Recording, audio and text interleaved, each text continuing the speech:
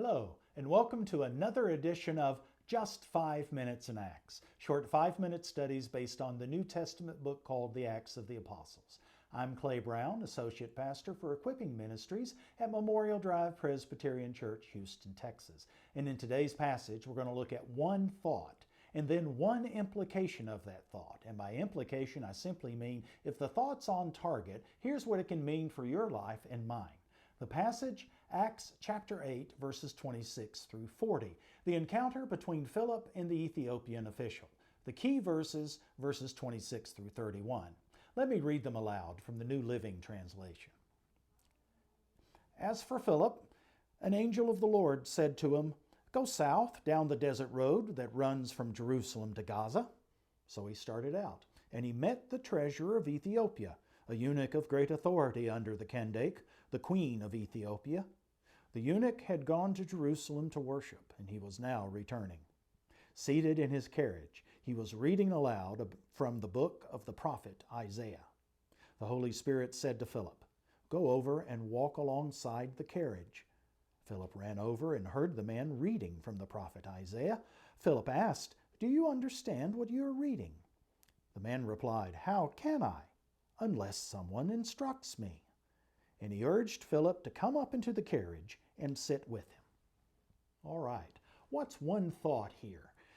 Philip gets to share the good news with the Ethiopian official because he's both sensitive and obedient to the prompting of the Holy Spirit.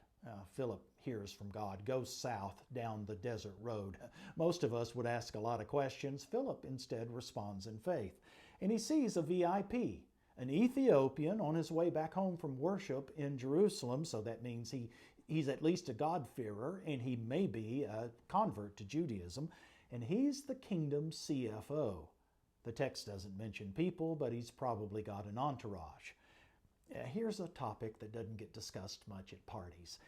When we hear eunuch, we think of the person castrated as a child to be a servant. Pretty common in antiquity, but a conversation killer to be sure.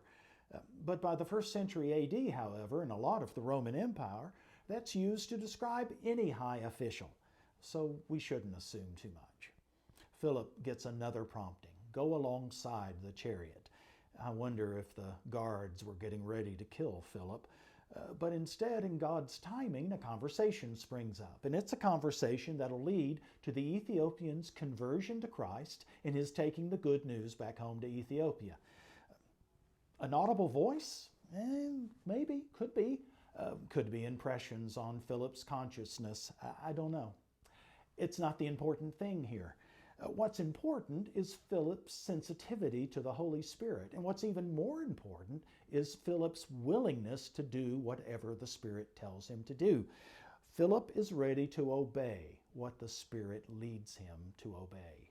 And as a result, a high official becomes a Christian and takes the faith back home with him to family, friends, colleagues, and others. All right. Now, what's one implication of our thought? God working through me often depends upon my willingness to do whatever the Spirit leads me to do and prompts me, even if I feel a little foolish or even afraid, and that's a decision I have to make in advance. If I say, well, God feels distant to me, then maybe I'm not paying attention to what He's doing in me and around me. I need to pray that I'll be sensitive to the Spirit's promptings for sure. But just as important, and maybe even more so, I need to determine now that I will do whatever the Spirit tells me to do. I'll obey the Holy Spirit, even if I'm reluctant or timid or whatever. That's a decision I need to make before it happens. Because when it happens, I can guarantee I'll make several good excuses for not doing it. Well, I have an appointment at 3, or I don't know that person, or maybe they'll think I'm weird. Don't go there. But you know how we play the game. And so pray that God will give His sensitivity to you, to His working around you. And also pray that God will give you the courage to act on whatever it is you receive from the Spirit.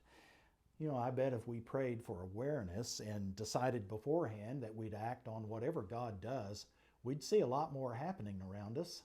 So try it for a week. See what God does. and see how you're different. Okay, that's enough for now. Any questions or comments?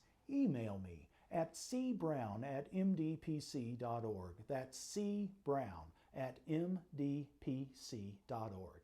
Next time, one thought, one implication from Acts chapter 9, verses 1 through 31.